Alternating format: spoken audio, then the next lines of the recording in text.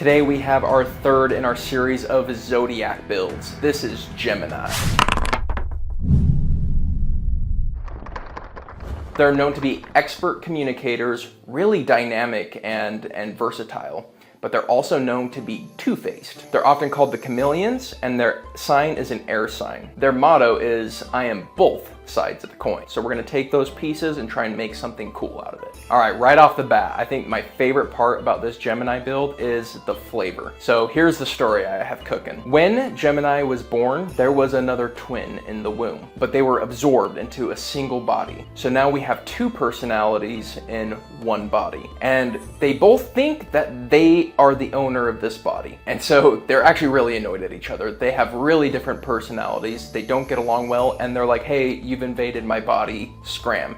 So their goal is to create a identical body and then get one soul from the other one. That's their whole arc. And this, of course, was inspired because Gemini are the twins. With these personalities, I want them to be totally different. On one side, we have the face personality, someone who loves to talk their way through situations, be the center of attention, and glow, their brightness. On the other hand, we have the shadow twin, a twin who likes to sneak and be deceptive and to kind of be more of a roguelike. A fun gameplay mechanic I would want to do with this character is if the twins disagree on how to do something, I would flip a coin to see which twin's way wins. So maybe they need to get a key from a palace. One of them would want to talk their way through and change their looks and confuse people and look like the king and just ask for the key. That type of thing. Whereas the shadow one would want to get in and get out without ever being seen. Okay, which style are we going to do? You flip a coin, and that's the twin that takes control. For Lineage, I love Changeling for this. It really fits that two-faced part of the description. And because I'm playing into the story, I love the visual of one of the Changeling's eyes being purple and the other one being gray, each representing a different element of the twins. And we want to fit both of those into this same build, which is why I took the background Charlatan. Not only does Charlatan give us some of the dark side skills like deception and sleight of hand, but it also gives us skilled so we can go in and take a bunch of the light side. Combine that with the fact that Bards, which is what we're gonna be, gives us a bunch of skills, and Changeling gives us a bunch of skills. We're able to get every skill we need, so I'll list them off here. From Changeling, we get Insight and Intimidation. Charlatan, we get Deception, Sleight of Hand. With the Skilled, we get Acrobatics, Perception, and Thieves tools. And from Bard, we get Performance, Persuasion, and Stealth. So now we have all the face skills we need and all of the roguelike skills we need to represent both twins. Very cool. As for our stat, our strength is 8, dexterity is 15 plus 1, constitution is 14, intelligence is 8, wisdom is 10, and charisma is 15 plus 2. As for our class path, 100% Valor Bard. At this level, we get Bardic Inspiration, which is just going to be solid throughout our lifespan, and we also get Spellcasting, which I'm going to talk more about a little bit later. At this point, you're just a bard. We're really not doing our thing yet until we hit level 3, so just survive. That's the main goal with bards until you're level 3, just survive. Stay in the background, play defensive, live. With expertise, I liked the idea of giving one to each twin. So I gave deception over to the shadow twin, and I gave performance over to the bright twin. And the nice part about that is those two mixed together is anytime you're pretending to be someone else, like a changeling does pretty often, your DM's gonna call for one of those two, and now we have them both covered. We also get Jack of all trades here. Now, Jack of all trades used to be a lot better than it is now, because my understanding is it's now only skills that you're not proficient in, not every ability check you're not proficient in, so it doesn't work with initiative anymore. Correct me if I'm wrong, that is my understanding. And because we took so many proficiencies in skills, just by nature, we're gonna have way less value from Jack of all trades than normal. Level 3, we get to become a Valor Bard, and everything changes for us. Valor Bard is going to give us proficiency in medium armor as well as martial weapons. So with the medium armor, our AC just increases by around 3. 2 to 3, depending on if you need to be stealthy or not. That's just a really good feature in and of itself. If you had a feature that said increase your AC by 3, a lot of people would go into that subclass just to get it. Now normally we would throw on a shield, making that even better, but we're not going to because it's a flavor thing. But I want to dual wield because the twins, it's representative of the twins, and I would even call the weapons the twins. One's going to be a short sword, one's going to be a scimitar, so we get an extra attack weaved in there. Now we're never going to get the fighting style, so this isn't going to be good as a true martial, but it's fun and cool, so I'm picking it up here. We also get combat inspiration, and this is really good, particularly for protecting somebody's concentration. They get more AC, so they don't get hit, so they don't have to make a concentration save. Now, the more attacks your enemies get, the more this falls off. It's only against one attack, so if there's one enemy who does one big swing, that's when this is at its best. All that being said, I know this feature isn't incredible, but I've played a Valor Bard before, and I got a ton of value out of it, so despite it not being crazy, it's good, it's solid. All right, let's talk a little bit more about spellcasting.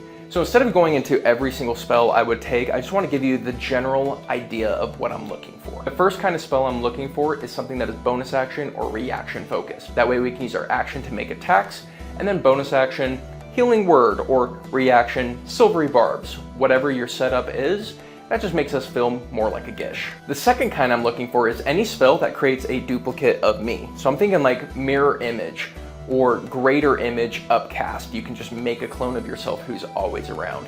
And that represents them trying to grow towards being able to duplicate their own body. And yeah, it's just illusions now, but they're growing towards that goal. And I think it's really cool. And finally, the last reason I would take a spell is just because they're really good spells. Something like Dissonant Whispers falls into this, where you can just use Dissonant Whispers, they run away from you, you get an attack. Really good. Level 4, I'm taking Actor. Actor is awesome on this build.